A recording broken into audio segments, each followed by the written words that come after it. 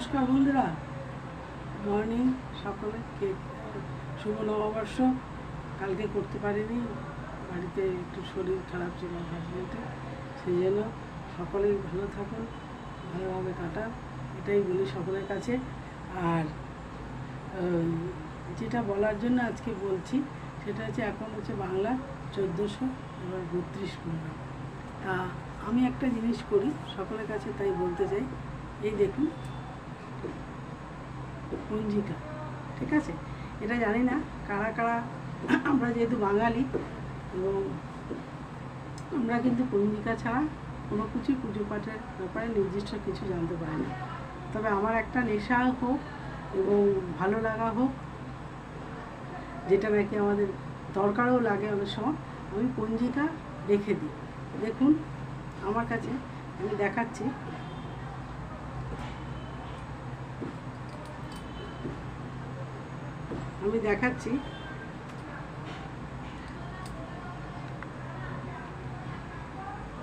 দেখাচ্ছি এই যে এই 31 1431 1427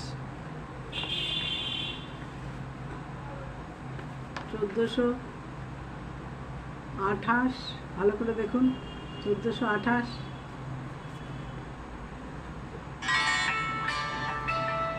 1429, 1430,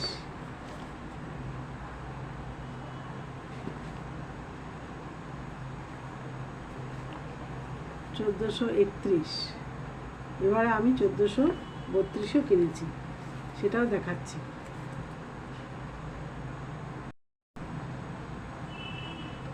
এই দেখুন বন্ধুরা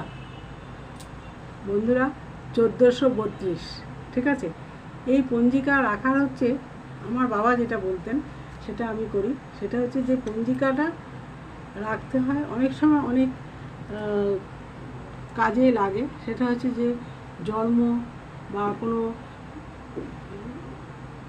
কোন সময় জন্ম বা কোন সেটা লগ্ন রাশি, সেই সব ক্ষেত্রে লাগে পুরনো পঞ্জিকা কাজে। এছাড়াও কোনো বিয়ে অনুষ্ঠানে আপনার কোনো কিছু বিচার করতে গেলে রাশি লগ্ন বা সেই সময়কাল কোনো দোষ ছিল কি না, বা কোনো কিছু ভালো মন্দ সব কিছুই সংগ্রহ করা যায় এই পঞ্জিকার মাধ্যমে। এইটুকু আমি জানি, তাই আমার বাবা বলতেন বলে আমি, দেখুন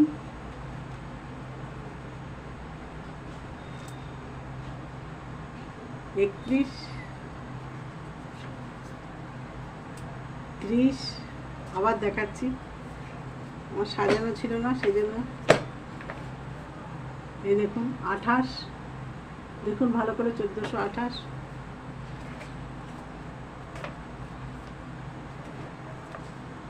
1429, 1427। এই 5-6 বছর অন্তত রেখে দেওয়া উচিত ঘরে। এবং পঞ্জিকা হচ্ছে, আমরা মানে পঞ্জিকা আমাদের পায়ে ঠেকাতে নেই, পঞ্জিকা আমাদের পায়ে কোনোদিনও ঠেকাতে নেই, পঞ্জিকা রাখতে হয় খুব ভালোভাবে। এই পঞ্জিকা রাখলে ভালো। কারা কারা রাখেন কমেন্টস বক্সে অবশ্যই জানাবেন। আর আজ রাখি। আর সুস লাইফস্টাইলে আপনারা লাইক করুন, শেয়ার করুন, সাবস্ক্রাইব করুন বন্ধুরা।